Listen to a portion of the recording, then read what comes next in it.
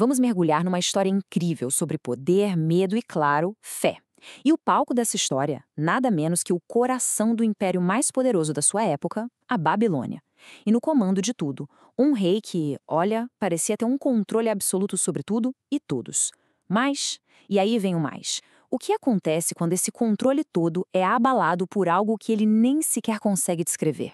É exatamente essa pergunta que dá o pontapé inicial em tudo. Pensa só, o homem mais poderoso do mundo, um cara cujas ordens eram lei absoluta, de repente perde o sono, perde a paz. E tudo por quê? Por causa de um sonho que ele nem consegue lembrar. É nesse ponto de vulnerabilidade total que a nossa história realmente começa a se desenrolar. Então, vamos nos situar na história. Estamos no segundo ano do reinado de Nabucodonosor. O cara está no auge, no topo do mundo. Mas é aí que um sonho misterioso e, mais que isso, perturbador, está prestes a abalar as próprias bases do poder e da paz desse rei. Olha, para entender o tamanho da crise, a gente precisa primeiro entender o tamanho de Nabucodonosor. Ele não era um rei qualquer, não. Ele é descrito como o primeiro monarca da história a dominar basicamente todo o mundo conhecido da época. A palavra dele era lei. Pensa só, poder, riqueza, fama, ele tinha o pacote completo. Aparentemente, nada, absolutamente nada, poderia ameaçar esse homem. E aqui tem uma palavra que é a chave de tudo: perturbou. Isso não quer dizer que ele ficou só um pouco preocupado, não. O termo original significa literalmente ser golpeado. É como se o rei tivesse levado um soco direto na alma. Esse sonho, de repente, rasgou a armadura de poder dele e mostrou toda a fragilidade que estava escondida lá dentro. Então, ameaçado por algo que ele não pode ver, nem controlar, o que o rei faz? Ele recorre à sua maior arma, a elite intelectual do império. Ele junta todo mundo para resolver esse mistério. Só que a resposta que eles vão dar, essa resposta vai mudar o jogo completamente. E olha só quem ele chamou. Não foi qualquer um, não. Ele convocou o Dream Team de especialistas do Império.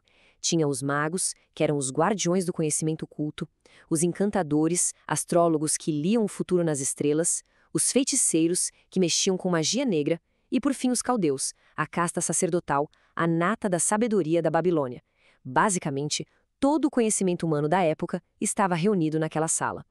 E mesmo com toda essa galera reunida, eles falham. A resposta deles é, na verdade, uma confissão chocante de fracasso. Eles dizem: Rei, o que o senhor está pedindo é impossível. Não existe homem na Terra que possa fazer isso. Era uma tarefa, segundo eles, supra-humana. Basicamente, a mensagem foi: isso aí é coisa para os deuses. E sabe como é, eles não moram aqui com a gente. Ali, naquele momento, a sabedoria humana bateu num muro intransponível. E como um rei todo-poderoso reage ao ouvir que ninguém pode ajudá-lo? Bom, a reação de Nabucodonosor a essa confissão de impotência é imediata e brutal. Toda aquela ansiedade, todo aquele medo vira uma fúria cega. É aí que a gente vê a verdadeira face da tirania. Sabe, tem uma observação do teólogo Reinhold Niebuhr que se encaixa perfeitamente aqui. Ele disse que esse sentimento de insegurança é a causa da tirania política. Faz todo sentido, né? Quanto mais alto se sobe, maior o medo da queda. Para Nabucodonosor, o poder não trouxe segurança nenhuma. Pelo contrário, só deixou a vulnerabilidade dele ainda maior. E a ameaça do rei não foi só da boca para fora, não. Não era uma figura de linguagem. Era visceral, literal. Ele disse que eles seriam despedaçados e as casas deles virariam um monte de entulho. Falhar não era uma opção. Era, literalmente, uma sentença de morte. Isso mostra o nível da pressão e do que estava em jogo. E o pior de tudo é que a fúria do rei foi completamente indiscriminada. Ele não quis saber quem estava na sala ou não. O decreto de morte foi emitido para todos os sábios da Babilônia. E isso inclui Daniel e seus companheiros, que nem tinham sido chamados para a conversa. De repente, eles também estavam condenados à morte. O relógio estava correndo e o tempo estava acabando para todo mundo. É exatamente nesse ponto, no meio do caos e do terror, que uma nova figura entra em cena: Daniel. E a abordagem dele para essa crise, bom, é completamente diferente de tudo que a gente viu até agora. O contraste aqui é gritante. Pensa só, de um lado, a gente tem os sábios da Babilônia, suplicando ao rei terreno, tentando ganhar tempo, confiando nas suas artes ocultas. Do outro lado, Daniel e seus amigos. Eles não vão até o rei, eles pedem misericórdia ao Deus do céu. Eles não pedem tempo para inventar algo, eles pedem tempo para buscar a Deus. A confiança deles não está na magia, mas na oração e na comunidade. São dois caminhos totalmente opostos diante da mesmíssima crise mortal. E a resposta de Daniel não é um ato de desespero, não. É uma estratégia bem clara em 3 passos. Primeiro, prudência. Ele se aproxima do capitão da guarda com calma, com sabedoria e pede tempo. Segundo passo, comunidade. Ele não tenta resolver tudo sozinho. Ele vai para casa, reúne os amigos e eles fazem o que é considerado o primeiro círculo de oração da história. E terceiro, e o mais importante de tudo, dependência. O foco não é achar uma solução humana, mas sim pedir com humildade e misericórdia ao Deus do céu. E é exatamente aí, nesse pedido de misericórdia, que está o coração da estratégia de Daniel. É uma mudança radical de foco. Sair do poder terreno e se voltar totalmente para a intervenção divina. E isso nos leva a uma diferença que é fundamental.